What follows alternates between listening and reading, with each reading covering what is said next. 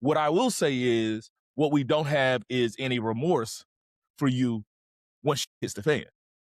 So if you get caught cheating and you're like, we're never gonna like, well, dog, she wasn't really cooking and that. We're not gonna say like, well, Nick, shit, you know who you married?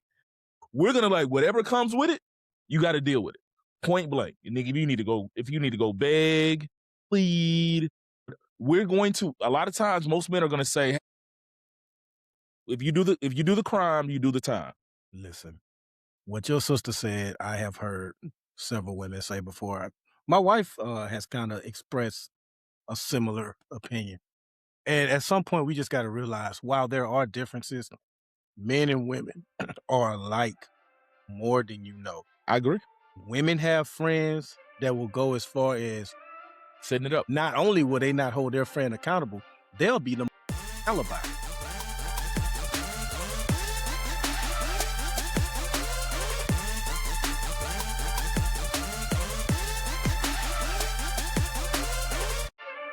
What up, what up, what up, what up? It's Three Brothers No Sense, your favorite barbershop style podcast. It's your boy Ferg, joined my co-hosts Buff and Razi. Fellas, what it do? What does it do, man? What is it not doing is the question. What is it not doing? How about this? Does everybody know who the Koch brothers are? If you don't, they are these, I guess some people call them libertarians, but they're mostly conservative billionaires. They run the Cato Institute. And the Cato Institute came back with some findings of a study. Again, this is conservatives. From 1994 to the year 2023, immigrants who, the right tells us take all of our resources, take all of our jobs, commit all of our crimes. Well, apparently they have paid more in taxes versus the amount of services they've been using. And over that 30-year span, they've paid down $14.5 trillion of the deficit. So next time someone tells you that immigrants are taking, the numbers say otherwise. Now, I know nobody... But they're eating cats and dogs, Byron. And they're Can you raping believe he said that? They're raping on and TV killing. And got elected. Right. Yes, absolutely. They're raping and killing and smuggling fentanyl. Because he's Jesus. He is. Have y'all been watching The Boys, or do y'all watch The Boys? Like, Homelander came out and said he was God. Sounds about right. And it was hilarious because the writers had that, they had already kind of teed it up. They had done they recorded it. It was ready to drop. 48 hours before they dropped that episode, they were worried because they were like, is this going to play or not? And then Trump drops that meme saying that he's Jesus. And he's like, God damn it, we can't even do satire anymore. He said he was a doctor. Okay. Whatever you say. Only other thing I got, excuse me, is this episode drops on Monday, and then the next episode won't drop until the following day after Mother's Day. So happy Mother's Day, ladies. I hope you guys get recognized for the great work that you do in motherhood. And I hope you get recognized so much that you don't feel the need to claim Father's Day next month. So may you all get recognized and get the flowers that you deserve. Other than that, man, I don't have anything else. A lot of conspiracy talk around the shooting at the White House Correspondents' Dinner. And I learned that I really do hate conspiracy theories. I really do. So a lot of people that I agree with and respect have pretty much everyone I know has said that it's been a hoax or some type of staged thing, and I just been rolling my eyes a lot at it. So I don't know if that's going to come out during this episode, but I just wanted to make that stance clear. So when the audience say, well, why is he defending the administration? That's what it is. It's not about the administration. I just think conspiracy theories are a lazy form of thinking, especially when asked pointed questions people can't give you answers. It's the equivalent to what we criticize when women say, well, that's just how I feel. That's what the majority of conspiracy theories come down. Well, that's just how I feel. It looks staged to me. Okay. Yeah. And I agree with you. And I will temper that. I don't think it was staged. I do think it was set up and planned. I don't think he was a lone wolf by himself. So maybe that's a little bit of conspiracy theory-ist, but I don't think he was a lone wolf that just decided, oh, I'm gonna rush in right then. I do think there's some bigger players behind that. That's kind of like, hey, let's make this thing happen. There. Definitely could be wrong. It's 100% a conspiracy theory. That is just how I feel, Buff. Well, that's just how I feel. It is. It's just how I feel. Okay. It's not because I agree. I think a little bit of it. Folks don't remember that President Obama had 17 attempts on his life as well. Right. So it's not this thing that it's like, oh my God, they're doing it to Trump and they don't do it to other presidents. It's that it's happening, I think, in more grandiose ways. And they're just kind of more open with it. And I think it's a little bit of his Secret Service, his Department of Homeland Security and everything. They've cut budget so much. They've cut staff so much. They've done so much there that they aren't planning as well as they have in the past. They aren't tracking. They aren't. And so I think it's a little bit of that too, causing these kind of incidences to be able to not get caught earlier than what they have been in the past. At the risk of this not turning into like a question, I do appreciate you bringing up that Obama had a lot of attempts, because I just want to remind everyone, the most guarded house probably in the world, a single man ran into the White House with a knife. And he was only stopped by a Secret Service agent who had finished his shift for the day and was getting ready to leave. He wasn't stopped by anyone that was on duty. He got inside the White House. So crazy. Is that the one that done. Is that the one that jumped the gate? He jumped the gate, made it. Remember, they have snipers on top of the White House. Mm-hmm.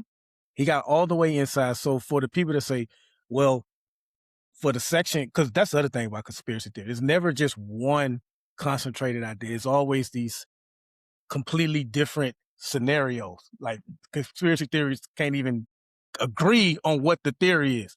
So for the section that says there's no way somebody would get that close to the president without it being staged, it's happened. It's happened. And he didn't get that close. He was like 2 floors up. Like, it wasn't really that close. So that's the other part of it. So yeah, I get it there, man. So but that's all I got, man. Go ahead. Cool.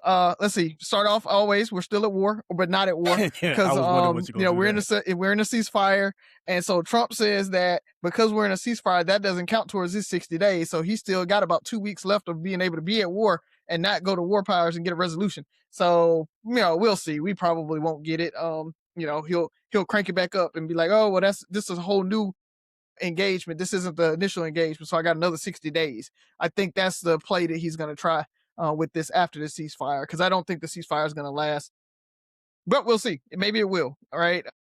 I think Iran and I really think it's because we ran out of missiles. And so we didn't really have enough to really do anything with it. Trump, he backed down, and so they've kind of calmed down on the rhetoric and everything like that. So we'll see how that goes. But the biggest thing, man, I wanted to talk about is Article 2 of the Voting Rights Act. Supreme Court came out. They kind of just gutted it once again with Louisiana. Louisiana had a case right in front of the Supreme Court, and they were trying to get, I think, 2 Black congressional districts, and the Supreme Court said no, because you're using race as a reason to draw these districts like this, and so they struck it down. And what's happened since then is other states now are pushing back primaries. They're trying to redistrict. They're doing all this stuff to be able to redistrict their states too. Alabama was on for a second, and Kay Ivey came. I was so proud for like all of 2 hours. Kay Ivey came out and said she was not going to call a special session. We weren't going to redistrict here in Alabama. And 2 hours later, she released a note that said that she was calling a special session so Alabama could redistrict. So, you know, we were almost there. I was almost proud, but unfortunately that's gonna happen. I think Arkansas is trying to do it. We already know that Florida's doing it right now. It's just an arms race right now for congressional seats.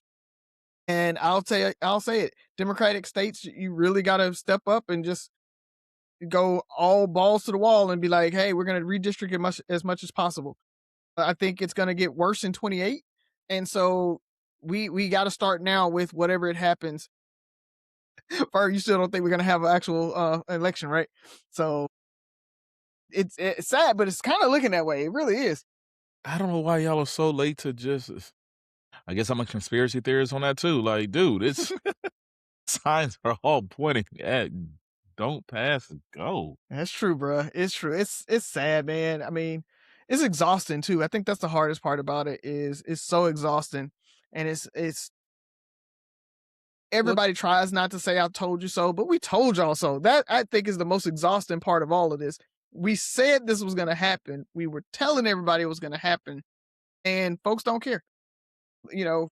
Well, during his 60 Minutes interview, Trump kind of alluded to there will be another election. He was like, hey, the ballroom isn't even going to really benefit me, but like a few months towards the end of my presidency, it's going to benefit the next few presidents. So that's kind of like a concession that he will allow an election. Maybe. As long as who he wants to win wins. Yeah, there you go. That's what I've been saying the whole time. I think it's going to be an election.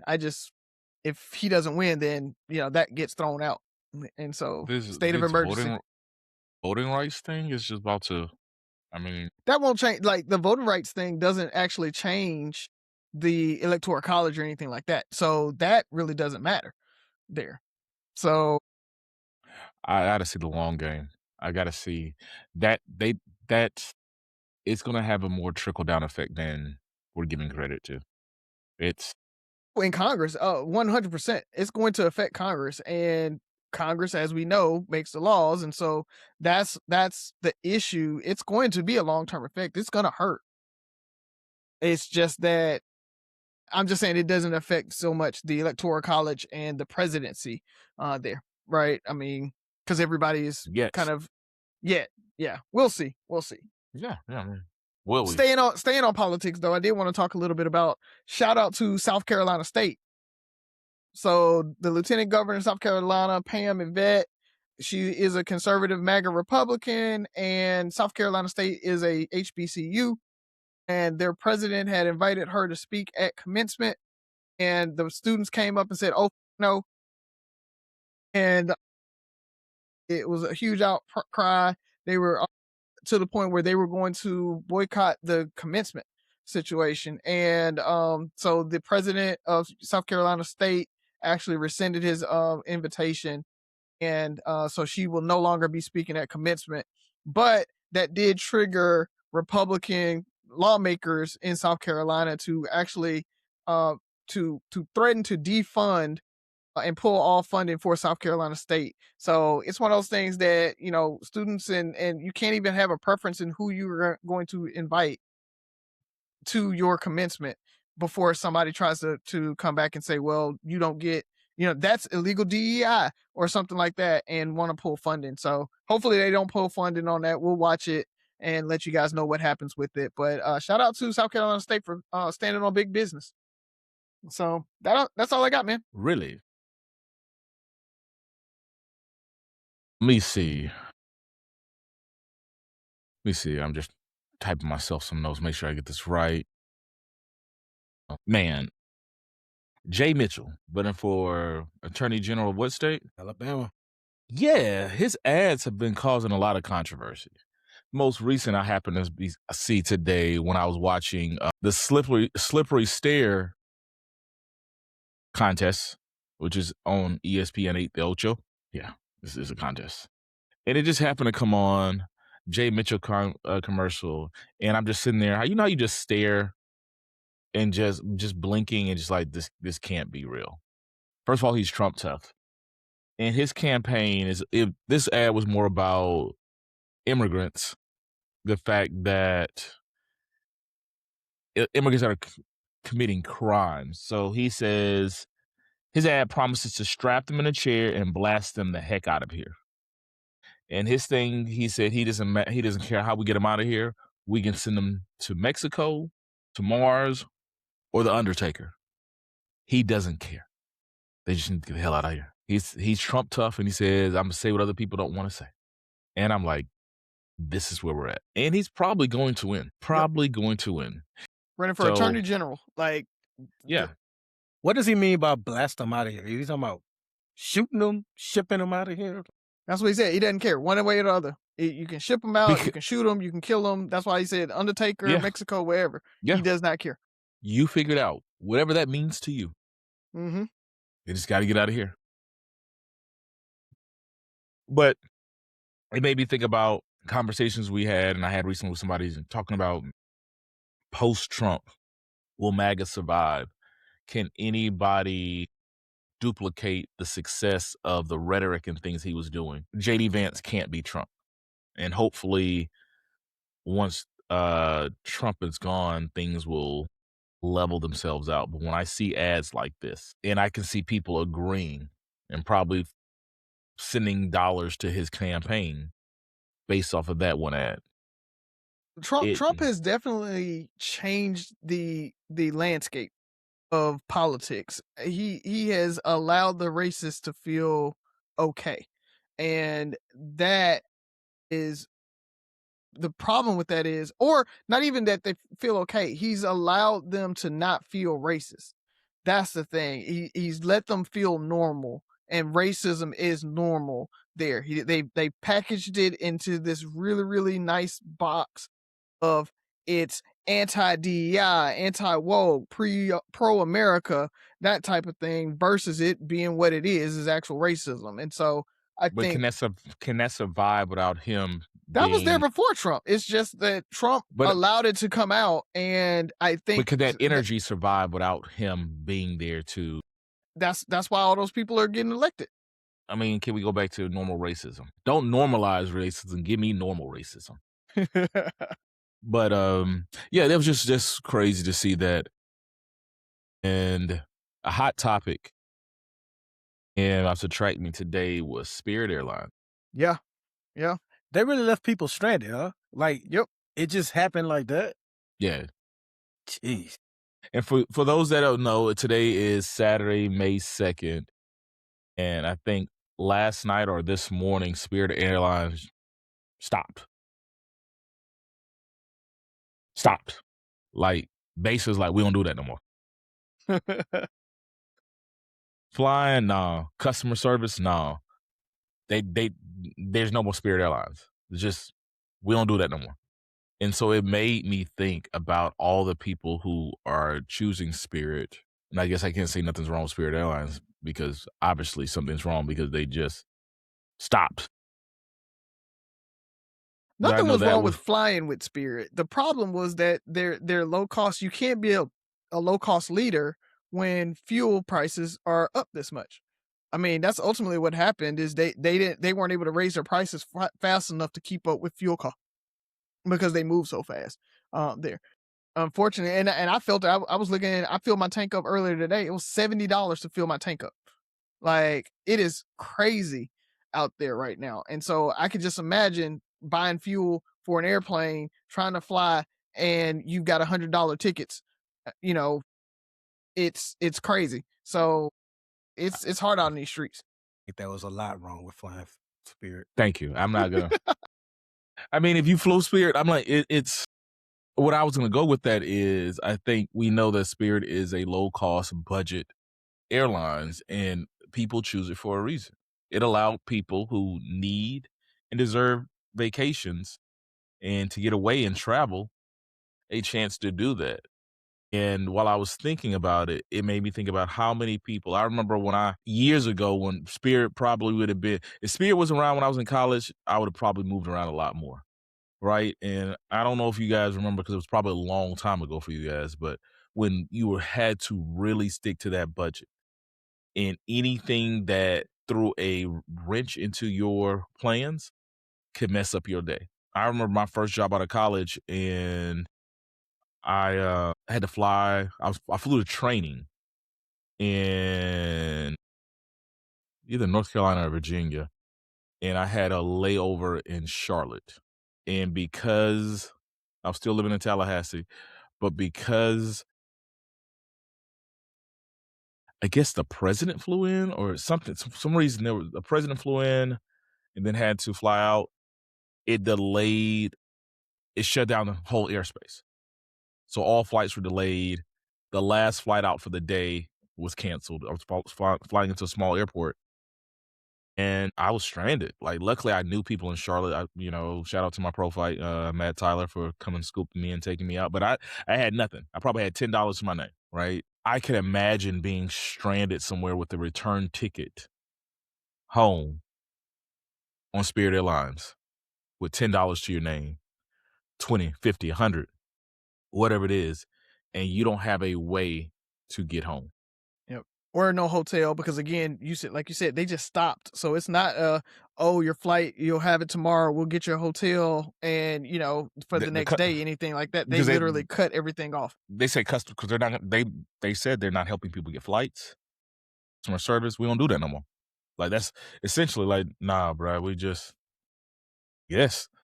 And so it was just, that's crazy. Yeah. I mean, you think about it, that their customer base is, we talk a lot about most American households are a flat tire away from financial ruin. Like, that's how bad it is. And that's their customer base. That's the people who fly Spirit. I cancel Spirit Airline. Yeah. Flight away. Yeah. And especially think about if you're trapped in Jamaica, Mexico, or something where, because I think they do a lot of, Caribbean travel, crazy that can happen in this day and age. I'm thinking, okay, they're going to go bankrupt and they're going to do this for a couple of years. Like, it takes time. Literally something that large, like, we won't do that no more. Because like you said, it's usually hey, we're going to taper off flights. Here's our last flight that we're booking 2 weeks from now. Right. Like, all these folks will refund everybody else. Yeah. But to just be like, nope, walk away there. If I had to pick an airline that would do this, though. That is true. It would have been them. Yeah. Yep. They ghosted. Man, they bounced a check, man. Like, dog, I didn't even know no government bailout or anything. Just people were saying that Trump was going to bail them out, but obviously that didn't happen. But they had actually asked for the government to try to bail them out, or at least help them with the bankruptcy restructuring, that type of thing. So, because you got to think, I mean, like you said, they could have went, if they could have gone bankrupt and still restructured everything and kept everything running, it would have been better than this, because they would have had about another year to try to unwind it and all that stuff. I mean, they couldn't even do that. It made me think, I think, was it Kings of Comedy, Cedric the Entertainer, when he said, bill collector call, man, tell him I ain't got it. I can put something on it, though. That's how, like, hey, Spirit, what we can do, we can put you on a payment plan. Yeah, man, shit. Tell him I ain't got it, man. We just shut this shit down. Like, what does it take for a company that large? I didn't know they've been around for 30 plus 34 years, something along those lines. Yeah. I mean, you got to think, for a company to get big enough for you to know their name, they have to have been around for a little while anyway, right? Like, that's for true. Them to be a household name.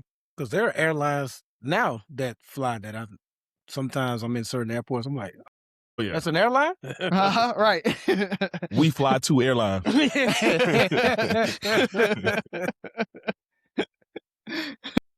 Yeah, man, you're right. But I guess I don't know what made them take off. I think that membership thing, that's what it was. I think when they started doing the Spirit membership, like, it was like $19, $9.99. It was something, an annual rate or a monthly fee, and you got these discounted rates. And I think so. And I also think when Southwest actually started, because Southwest was your kind of budget airline for a long time. And when they started raising their rates, trying to kind of compete with your Americans and Uniteds and everybody else, I think somebody else had to kind of slide into that spot. And it was them that really got into it. Then Frontier came after that. And so now you've got kind of Spirit and Frontier competing. we'll see who will be the next kind of budget airline that comes out and tries to kind of take that space up. Because what'll happen is more than likely people will come in and try to buy their planes and everything like that and their infrastructure. Maybe Frontier will buy some of that and expand that type of thing. When they try to merge at one point? Yep. So Gotcha. I don't know what happened. Yeah, more than likely their books were horrible, and that's why Frontier was like backed away from it, from that merger. Well, let's go ahead and jump into it, fellas. Anybody got a question? I didn't. I think I had last week. So y'all want to keep it light? Let's do it. Unless Buff looking like he wants to get serious with it. Nah, Buff, you got some. I mean, it's kind of serious. If you want to keep it light, then I think it's whatever you want to do, man. I'm here for it. Also, let's keep it light because it's Mother's Day week and it might piss ladies off. Let's maybe want to piss them off another week. Unless y'all just want to go hard in the paint. I mean, let's go hard to the paint. Let's go hard to the paint. You know me. All right, so, man. Never scared to piss some folks off. I abstain. I'm trying to win my. Okay. So I'm not even sure how long this will be. Let's see. So does everyone know about Coach Rabel of the New England Patriots and his alleged, I guess, affair with journalist Diana Rossini, right?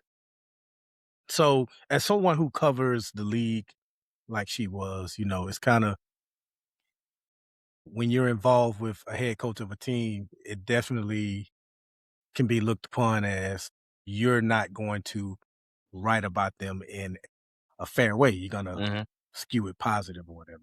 So that came out and, they were criticized for, because they're both married, by the way. They're both married to other people. But what I noticed in the coverage, and I noticed this a lot during Ime Udoka, who used to be married to Nia Long, is people are so ready to coddle Diana Rossini from the coverage I've seen. Like, we need to be fair to her and just remember and consider her feelings, and we need to be criticizing Coach Rabel a lot more and all this stuff. And I'm just like, why can't they just equally be criticized? Are women or adults? Like, why? Like, we keep saying that we want to treat women the same and everything like this, but it seems like when certain scandals come out, the negativity or the criticism, rather, we want to protect them and just give it all to the man. Like with Ime Udoka, like it was a concerted effort to keep the woman that he was cheating with, to keep her a secret. And like, it was two consenting adults. Now, granted, I think he was like, because he was a head coach, she was considered like, I guess, a subordinate under him. But I don't know, man. It just kind of seemed like, and it could be the coverage that I'm watching, but everything I seen, it just seemed like it was an effort to, we need to protect her and give her privacy, but we need to get all up in Coach Rabel's business. They both were wrong. So I don't know why one is being coddled and the other is not. I just want to know if you guys have seen, not specifically this, but just almost anything in general that involves a man and a woman. Is there any type of, I guess, favoritism towards the backlash the woman gets versus what the man gets? Yeah. I mean, cancel culture today is one of the easiest ways to get canceled is to criticize women, in my opinion. Her looks. To criticize a woman's looks or just a woman in general? In general, right? If it's anything, education level, I mean, anything, right? It's a catch-22. I think in the beginning society does villainize men. Men are the villains of the story. But because they're villains, we normalize it and we move on. When women get villainized, women tend to hold that title a lot longer. And so I'm not saying it's fair one way or the other. I just think and I mean, men are just taught to take it. We take it, we roll with it. Because men can't even defend men, or not even defend, give a unbiased Support. take. Yeah. You know, the latest cheating scandal in the the whole Meghan Clay thing, and it's just I was gonna bring that up too. Yeah. it's just I mean, I've seen every conversation from she's leaving receipts and nope, somebody's going viral for saying nobody even knew who Clay was before Meg. The most recent one I've seen is I forgot the fast. Nobody knew Clay, and criticizing men for having an opinion on it. Like men are saying more about this than they did when men were out here killing women. I'm like, how did you link these conversations? It's everybody catches strays. Straw man. That's all it is. It's like, ooh, look And over there. so, I mean, this too will pass. He's not gonna lose his job. He'll be okay. Is it right? No, but we'll forget about it by the time football season comes up. If you win. And to add more context, so she resigned from the Athletic. And of course, he still has his job. Of course, he got to keep his job, and so there's a conspiracy behind that. Yes, that was another thing they were complaining about with. First off, they work for two different entities. You know what I mean?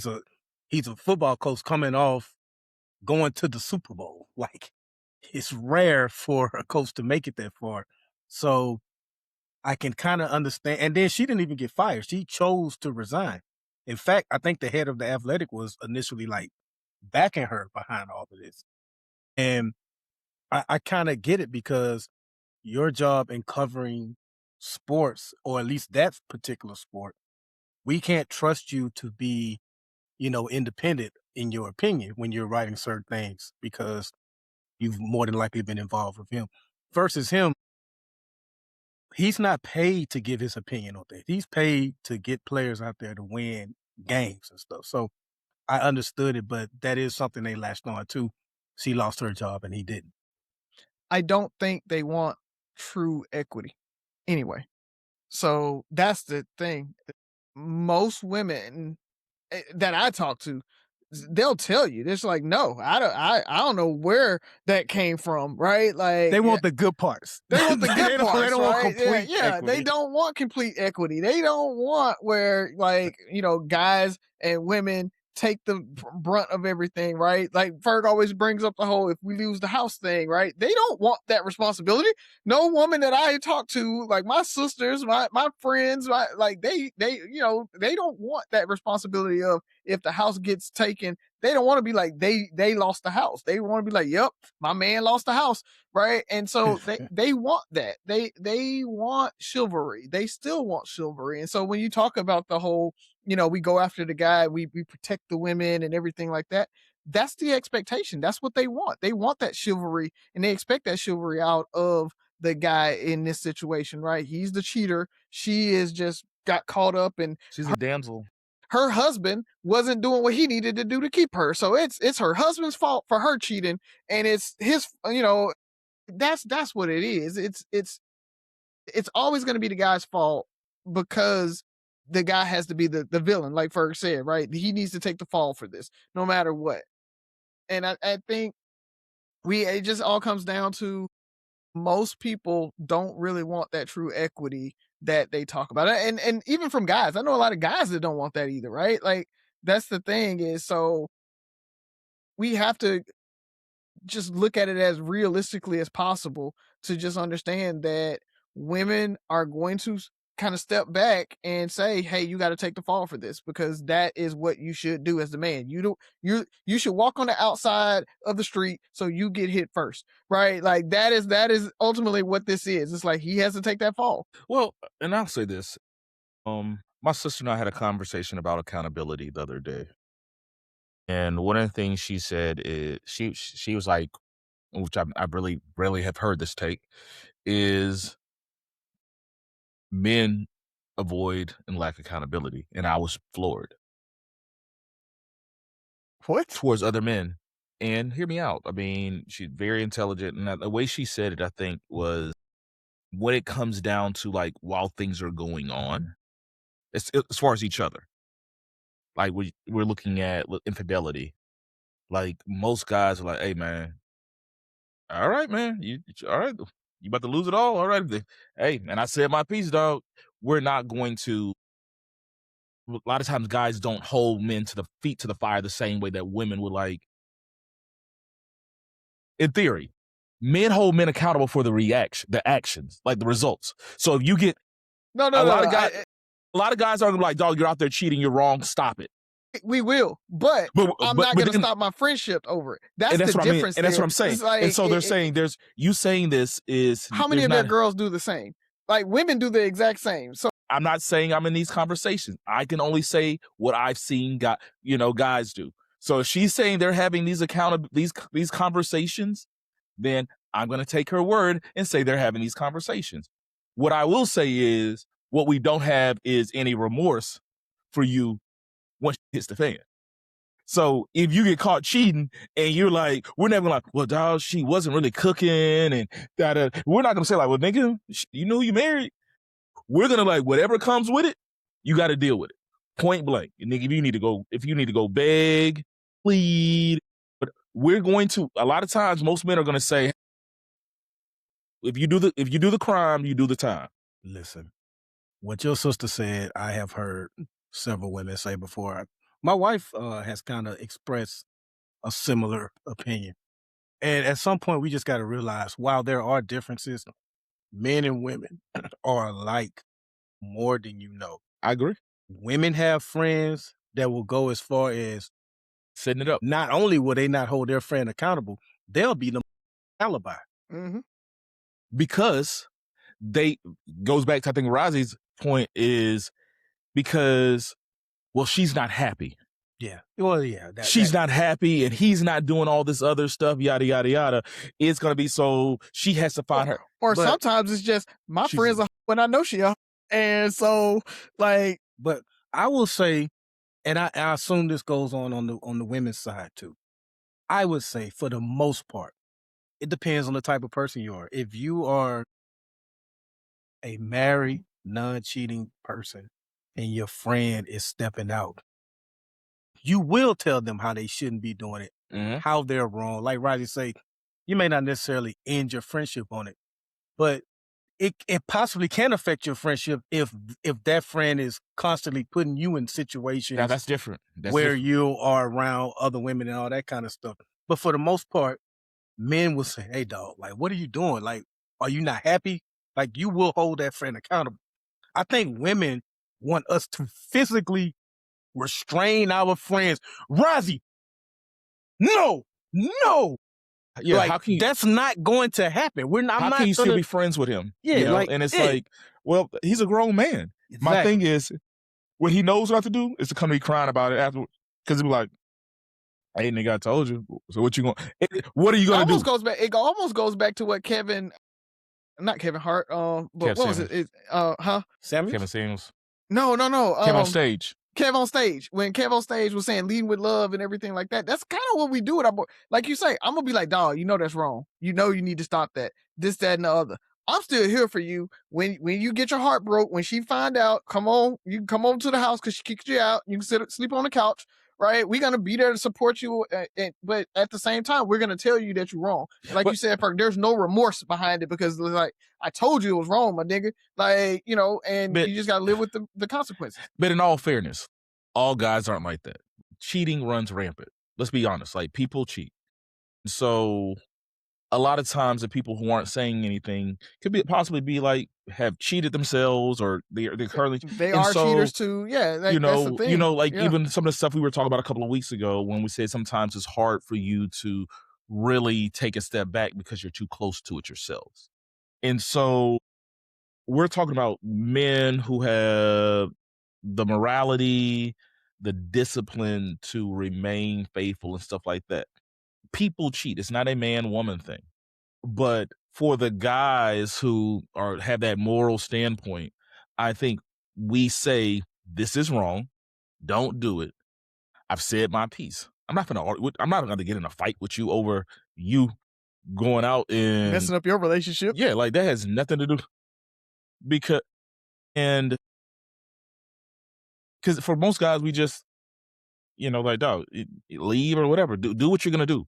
Like, either leave, but once you get caught up, and I think most men, this is what the similarities we share is once you get caught up, we hold you accountable for your actions. Where I was saying, the funny thing I think women will make excuses for other women for their actions afterwards.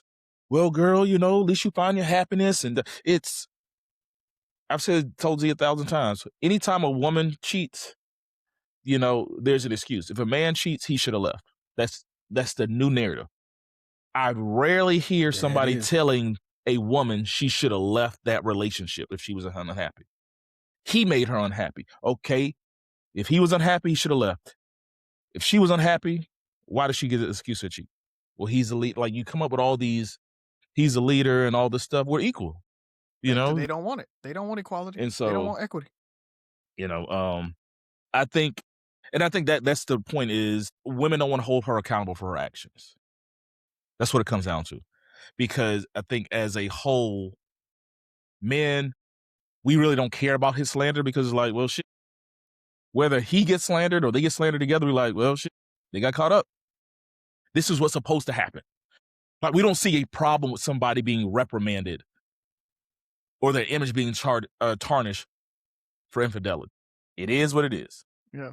But we also, kind of going back to the situation, we separate personal from business. Your infidelity has nothing to do with whether you can coach or not. Like, you know what I mean? So that's the other part about it. It's like, yeah, he's wrong, but man, they made the Super Bowl. Let's get at it next year. You know what I mean? Like, that sucks for him. I think if he lost his job, he lost his job. If she was cheating with any other man that's not in like sports or whatever, I don't think she would have had to resign. That would have been like her and her husband business, Yeah. Or somebody that was high profile. Yeah. So that, I think we got time for another, man, if you want to end it on a light note. Okay. So I was at the track meet today, and I was another couple. We were talking about our kids and, of course, how soft they are.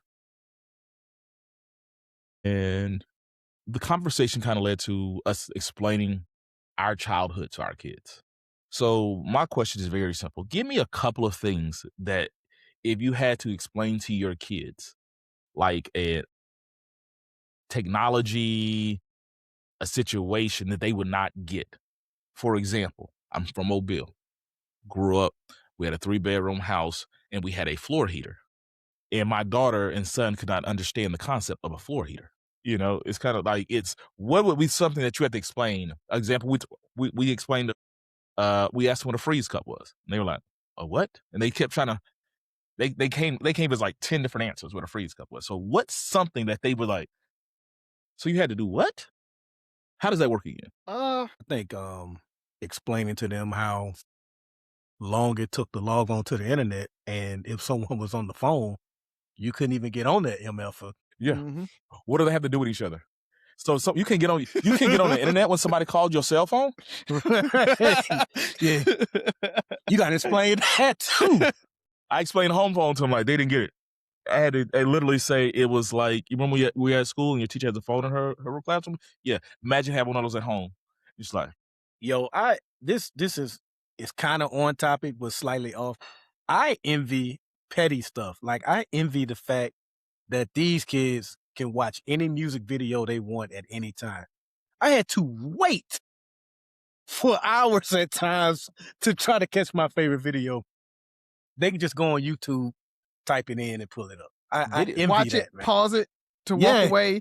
You know what I'm saying? When TiVo came out, so Buff, you're talking about a video. Imagine you missed your favorite. What was your favorite show growing up? Probably several, like Martin, Fresh So Prince. Martin, so go Martin. Yeah. So Martin, Thursday night at 7, if I remember correct. Thursday night 7 p.m. 7, something like that. Yeah. Your mama wanted to go to the Dale Champs, right? Yeah. You get home at 7:22. When are you going to see that episode? When they show the rerun, and you may never see. Yeah. You may never. And the thing about it is, we never knew what the world held. We never knew if we were going to ever see that episode ever again. Like, now you can literally go stream every Martin. So, bro, I didn't see Mind Playing Tricks on Me video until I was an adult, because remember, like, Rap City had the whole New York East Coast bias, so they rarely played a down south video as is. And the few times they did play it, I never was watching at the time. So I just would have to, like, get my friends to just, like, tell me what's happening in the video. I didn't see it till I was an adult. I could put it up on YouTube, man. What y'all got? I think the biggest one is just being out of the house and the parents not knowing where the hell we were for hours at a time. Like there was no hovering, there was no Life 360, none of that. It was literally you walk out of the house and they might see you at lunch and you probably gonna come home around 5, 6 o'clock. That's you got it. hungry. When you got hungry. That was it. And so like it was funny. I think 2 days ago, Ollie's friend came by and Ollie just yelled up to me. He was like, "Hey, can I go to my friend's house?" And I was like, "Yeah." And then I thought about it. I was like, I don't know what friend, because I wasn't downstairs at the time. I don't know what friend. You're a bad parent, I don't know Razi. where he going. You're a horrible parent. So I actually had that conversation with Ollie when he came back. I was like, that takes me back to my days when like that's how we used to do it. And I was anxious after like I think I was on a conference call at the time. That's why I told him, I was like, yeah, go ahead, cool. And after I got off my conference call and Sophie came home, she rides the bus, and so she gets home about an hour after Ollie does because he walks from elementary school. She got here and she's like, "Where's Ollie?" And I was like, "I don't know." Like, I remember. Not only did we go outside, bro, but stayed. we were encouraged. Like sometimes our parents Just be go like, outside. You need to go outside. Yeah. You know what I mean? And you had a set amount of times you could come back in the house if you were to, like, you couldn't be going in and out. Yeah. So you come in one time, maybe use the restroom, get some water, but 2-3 times you need to stay in or out. Yeah. We made up like that. The fact that they just thought that was going to run up their light bill and all this going or run up, like, just nigga, the AC is on. It's on. It is 99 degrees outside. That thing going off no time soon. But we also had, we're talking like we had central air. That's me not putting 2 and 2 together. Most of the time, window units. Yeah. Window units. That was another thing. So you're talking about going around the corner. And so I talked about freeze cups. And so Z and I started talking about, well, we never made them at home. You got them from the candy lady. And they're like, candy lady, whole nother conversation. And the fact that we had to explain, like, somebody had like a store for snacks in their house. Mm-hmm. And depending on the candy lady, like some just let you, like, you literally walking into a grown-up's house. That's just unsupervised. Yeah. Now the fancy ones brought it to the door and all that stuff. You want to come in? What you want? Let me get a Now Laters, 2 Mike and Ike's, freeze cup. What colors you got? What flavor you want? I want a purple. So the candy lady and just going to somebody's house, payphone. Mm-hmm. Mm-hmm. The fact that, I remember leaving the skating rink or the Dollar movie and having to call because your parents might supposed to pick you up at 9:30, 10 o'clock, fall asleep, whatever. So you got to call. Who got a quarter? Or you call collect, but you don't say your name. You just be like, "I'm ready. Come pick me up," and then like hang up. Yeah. The party line. Oh man. Byron smiled. Was that regional? Like that wasn't everywhere, right? That might have. I don't know. I don't even know how that happened. I think it was internet. I think it was on. I'm gonna have to ask some DC nationwide. folks if they have a party line. Yeah, I'm sure they did. So I did tell my kids about like the skating rink, and how it was really a hangout spot. Like I don't know where kids go and just really hang out like we hung out in the skating rink, but these days. And so I was explaining to them like we would get dropped off at the skating rink, and 2-3 hours we're just there hanging out, and our parents would just come, like you said, you just come back at closing or whatever. But we really hung out, and they really don't do that. Sophie asked me what brought that up, and Sophie was asking me, she was like she wanted to go to the mall with her friends. Our mall literally has a rule that if you're under 16, I want to say, you got to have a parent with you. And so like we didn't do that, right? It was, you got dropped off at the mall, you got dropped off places, and you just be there. But Walk they up and don't do down. that anymore. Walk up and down. Yep. Walk through Parisians. Hit McDonald's. Walk through the food court. Walk tonight. Like, you just made that same loop over and over again. Yep. I remember one time I was supposed to get dropped at the mall. Who was they? Dropped me off the wrong. Want to drop me off the wrong mall? I'm like, what am I supposed? What am I supposed to do? You supposed to go to this? Bel Air? They drop me at Springdale? I'm gonna be so It's close. the old people mall.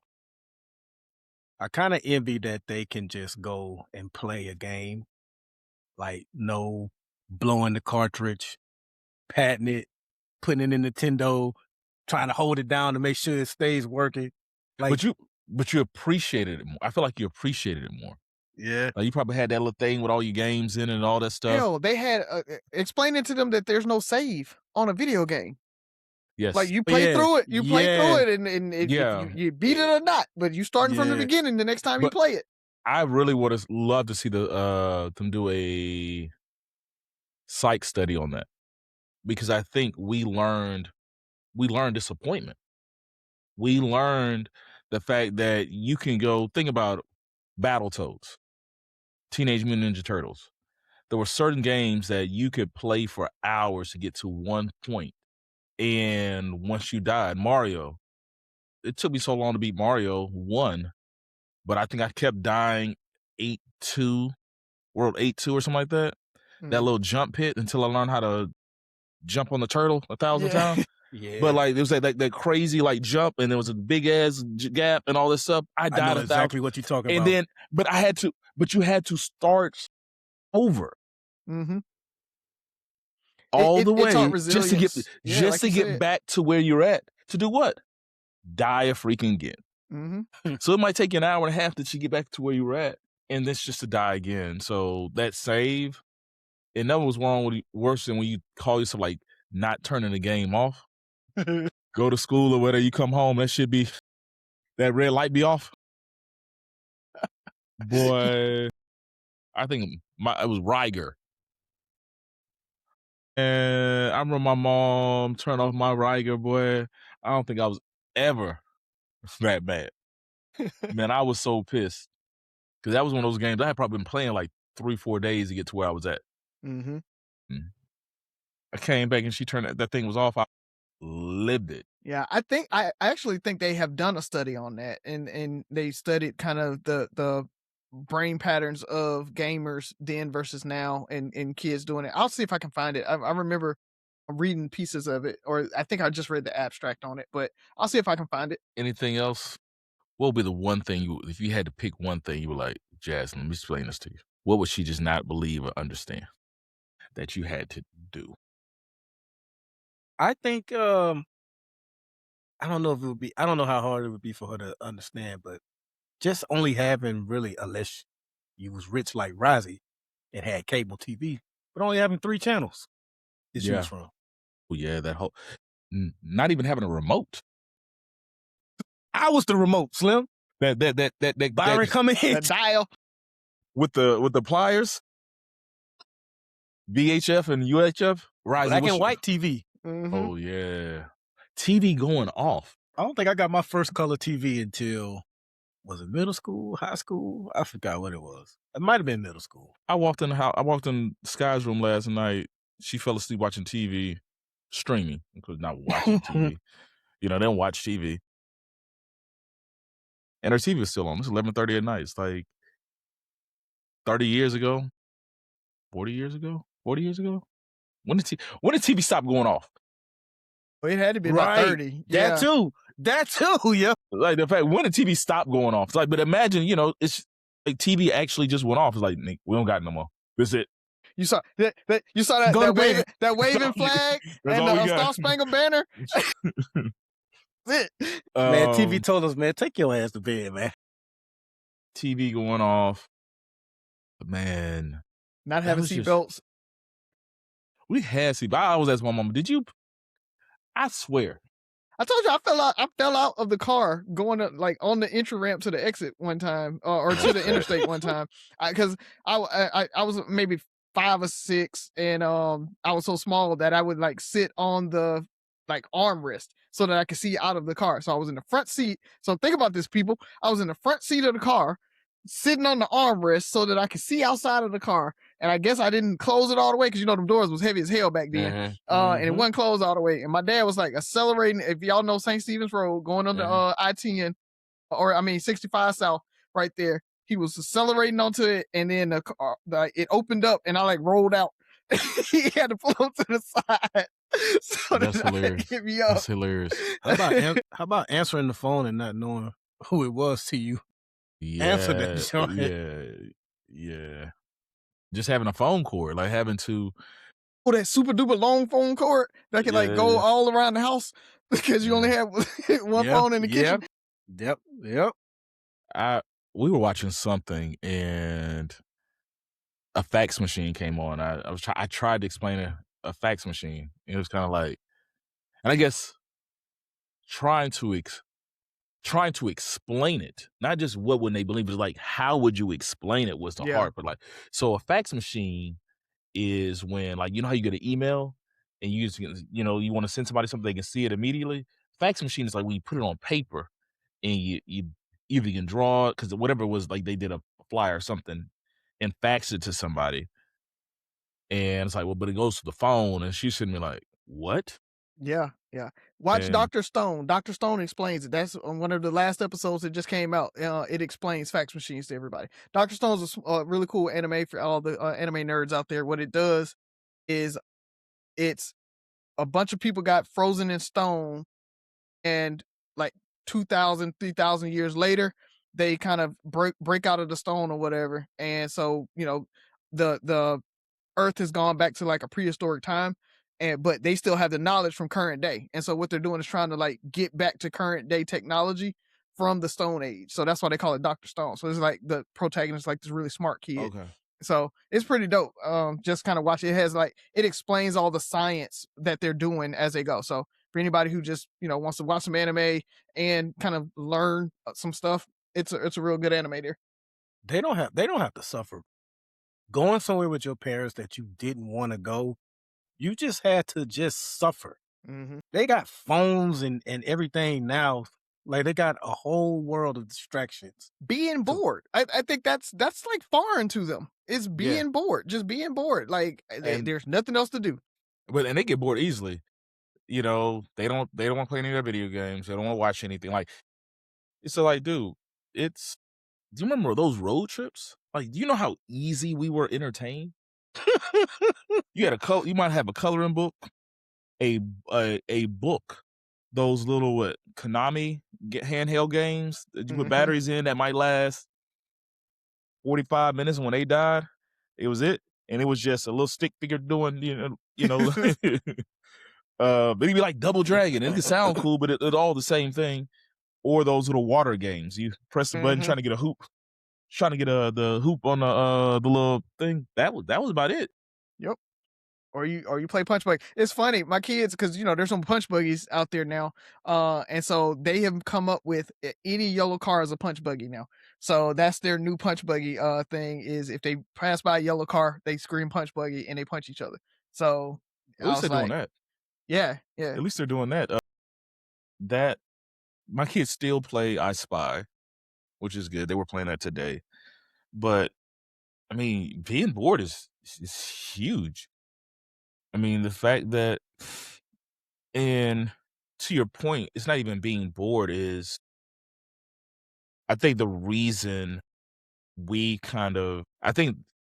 pretty much all generations probably say this, but the largest gap between the younger generation and generations of the past, like we can relate more to, like you grew up listening to the music your mother listened to, right? You grew up like if grandma was cleaning, you were sitting there, you were listening to this. That's how I started watching Young and the Restless, because when I was in Mobile for the summer or something, there's only one TV. Oh, but there might have been two. One in my grandma's room, one in the living room.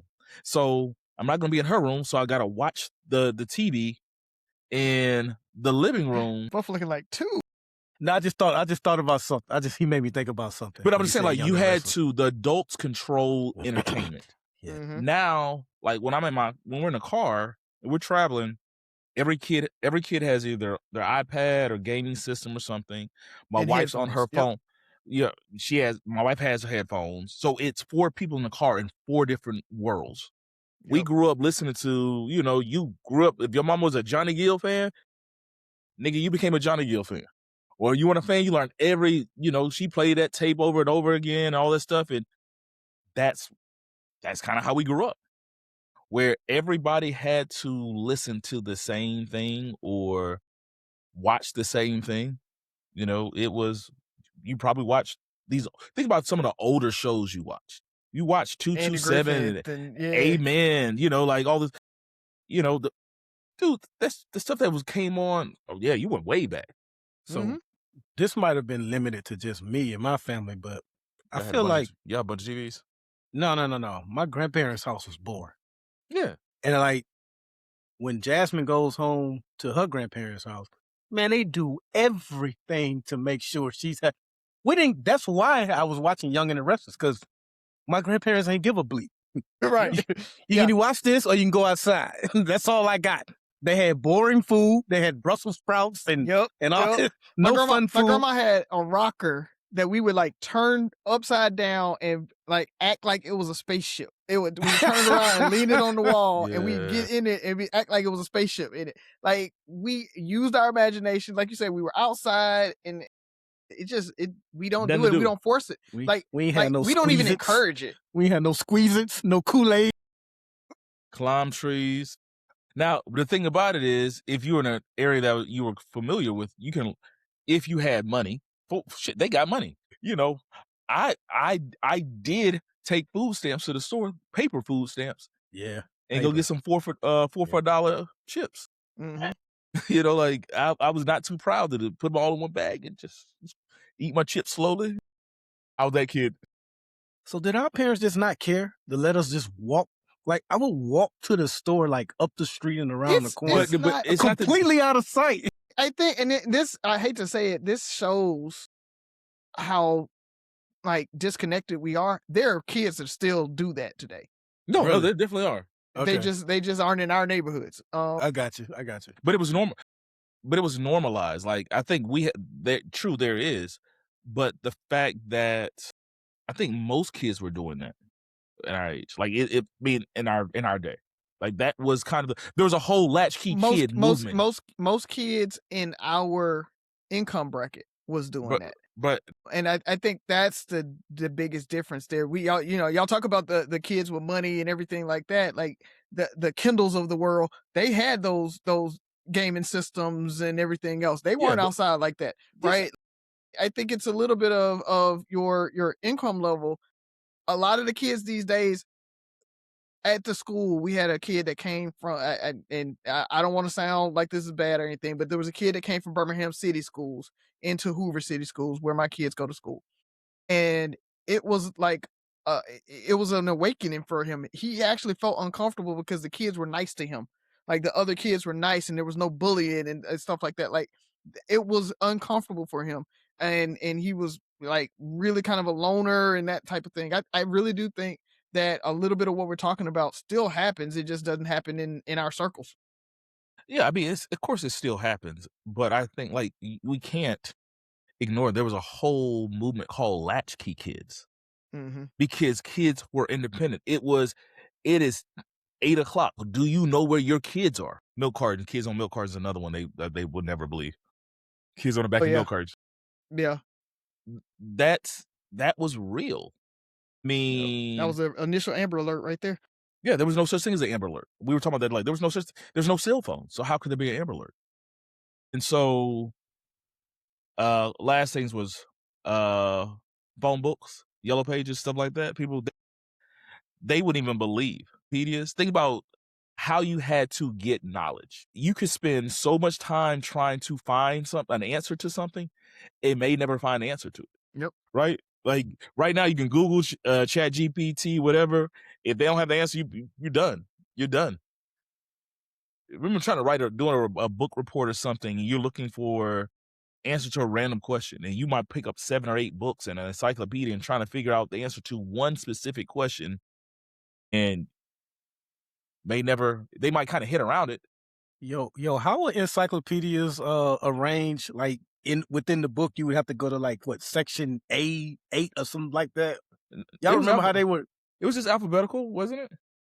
It was alphabetical, but I feel like it would be like certain sections within the book you had to like almost like tabs. I don't know. It's crazy. It's just crazy to think that I know. I we had to remember. use encyclopedias, yo. And the thing about it is, by the time an encyclopedia was printed, it was outdated. You hear the last part of that? What happened? By the time an encyclopedia was printed, it was outdated. Every book you ever read was outdated. Yeah. Like, you're trying to figure out what's this, and this.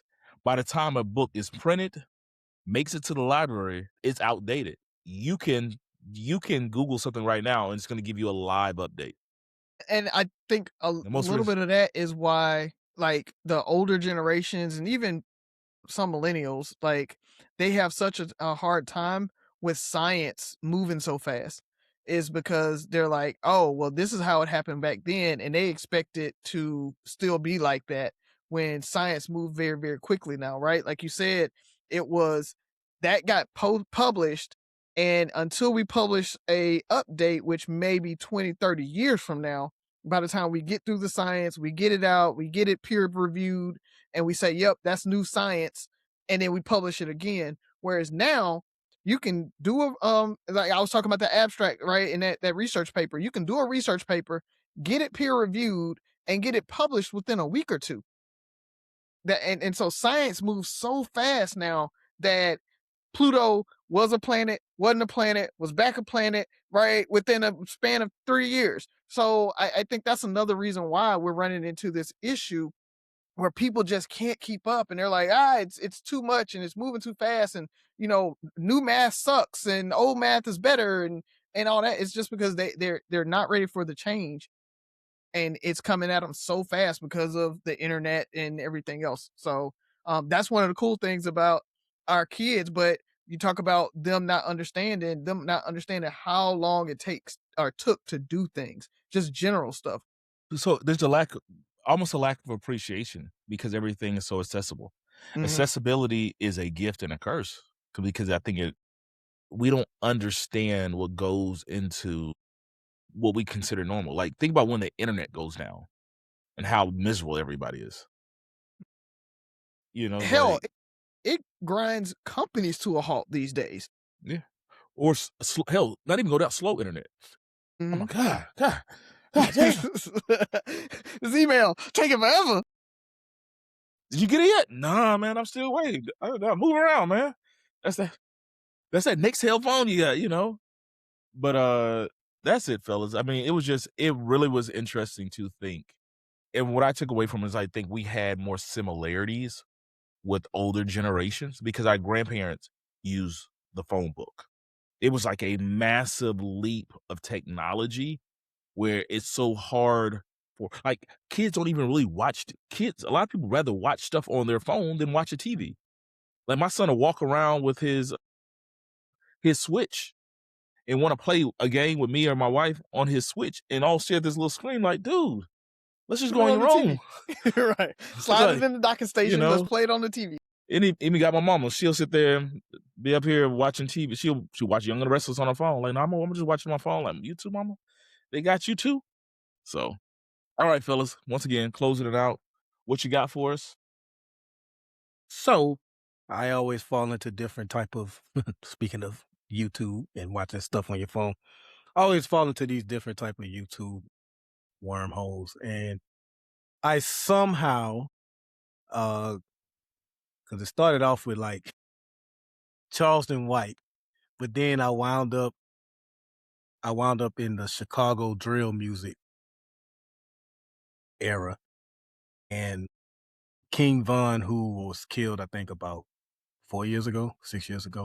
Yeah, it's been a while now. I was just fascinated because I've heard of King Von, I've heard of drill music, I know who Lil Durk is, I know Chicago is dangerous. I didn't pay any of it attention. I just, I didn't pay any of it attention. But like I say, I fell into this wormhole, and the amount of self-snitching that these rappers do now is just it's fascinating to me. But that's not even the point I want to make. On YouTube, on Twitter, on a lot of these social media apps now, I can't even type STFU in the comments without getting a prompt of, "Hey, you sure you want to post that?" That's not really nice. That falls in the area of things that aren't nice to say on our platform. And I think YouTube only displays only positive comments on videos. They don't even display negative. So you got all of these comment firewalls, yet you allow these young men to literally post threats to one another, to rival gang members, and that's okay. Like, these tweets are still there. If you go to King Von's Twitter page now, he did a whole lot of back and forth. He was from the O Block in Chicago, and he was rivals with I think the STL. Okay, I don't know. Don't quote me on that, but it's a whole lot of back and forth with threats and the running emoji with the gun and the demon emoji. I just don't understand how. And another thing too with YouTube, they post a whole lot of videos where they're literally just saying how we gonna pull up, we gonna spin the block and all this stuff, like threats. So I just wonder, how is that kind of stuff allowed to be posted when you guys are policing not so nice comments at the same time? And it's just, I just come to the conclusion, here's my conspiracy theory. I just come to the conclusion, like with most things, they don't give a about young Black lives. And so it's quite okay for them to post threats at one another. Hell, I saw someone posted an AI picture of Taylor Swift. I think she had blood on her or something. Man, that shit got taken down ASAP.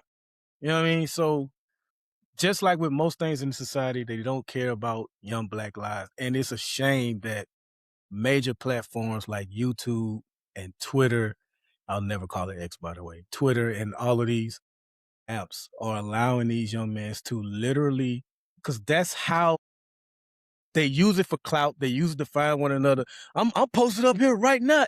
You know what I mean? They post it and a lot of times they pull up and kill one another. So it would be nice if they would police that kind of and not worry about a not so nice comment on their platform. So there's that. And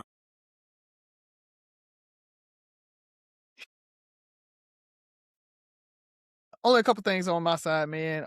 We just got back from seeing Michael, and whatever the critics say, they're stupid it's because doing numbers. it's doing numbers. It is good, man. It's hard to tell a 35, 40-year career in 2 hours. I think they only told half of it, and it still was really, really hard. Like, you look at what is it, Jackson 5, American Dream or whatever. That's like five episodes, 2 hours each. So it's like 10 hours worth of material just to do that. So you understand how much you're gonna skip, and so it jumps around a lot, but it's really, really good, man. Ali came out of it like, I'm surprised how many songs I actually knew. I was like, that lets you know how Michael was the GOAT. Like, you knew every song in this movie, and Michael died, before you were born. So, that's the crazy part about it. So, but it's really, really good, man. I mean, it feels like a concert with a little bit of backstory is almost what it feels like. And Jafar Jackson, what was it? Billy, Nia Long, you talked about her. The cast was great in it, and so they did a really, really good job there. So just shout out to it. It was a really good movie, man. You know, I could see where the critics and folks that are way too heady could be like, oh, we don't want to watch it. But I think it's a cultural thing where if you have not seen it, go see it, especially as a Black person. And it's kind of cool to see. It did show how pro-Black Michael was and how he understood his Blackness the entire time. And I think all that back and forth while he was growing up, or it shines a light on, no, he really was kind of, he was Black. He was from Gary, Indiana, and he knew he was from Gary, Indiana. So love that. The other one is, if you guys haven't started watching Man on Fire, on Netflix. Check that out. Yahya Abdul Mateen II, I think is how you pronounce it. He does a phenomenal job. He brings a little bit of that Denzel Man on Fire kind of feel to it, but he adds his own twist to it. So I'm only on episode 4 on that one, but check that out. It's really, really good. It's only 7 episodes. So go check that out. And last but not least, shout out to Sophie. Earlier this morning, she had her solo and ensemble recital for the city, and she got a superior rating on her solo. So she's super excited about that, playing the baritone. She plays 2 instruments, baritone and trombone. It's so funny watching her carry a trombone on her back, her book bag on the front of her chest, and then her baritone on the side, trying to get on and off the bus. But I'm just proud of her for going out there. She was super nervous, but she made it happen. This is her first time playing solo for any type of event, so she's super excited, and I think that's going to kind of continue on and just kind of give her a little bit more confidence. So good job, baby. How did she pick up the trombone of all instruments? She started out in baritone, and they have the same mouthpiece, and she wanted to be a jazz band, so that was the easiest transition for her, was to go to trombone, since they have the same mouthpiece and same armature, or you use the same armature on it. So she does jazz band. Okay. Well, real quick, a couple of things. I know this guy gets a lot of hate, but Kevin Hart has a new series on Netflix called Funny AF. Funny AF, yeah. It's pretty good. He's traveling the country, I think 3 cities, LA, Chicago, and New York, to find new comedic talent, stand-up artists. And so he gives them 5-minute sets, and they compete in a competition where it's just elimination rounds, and it'll go everything from just, get your initial 5-minute set. They'll give you another one. They did a roast, it was just elimination style. And there's some funny people on there, and it's good. He has more seasoned comedians there helping him pick talent, and he kind of breaks down and gives advice on what they need to do. And it's a really good series. For those that might not find his comedy funny, I think some of the acts you'll find really funny. And one of them, they did a roast of Marshawn Lynch, and it was hilarious. I think the funniest joke was when they said Kevin Hart was the free slave you got when you bought a Marshawn Lynch or something like that.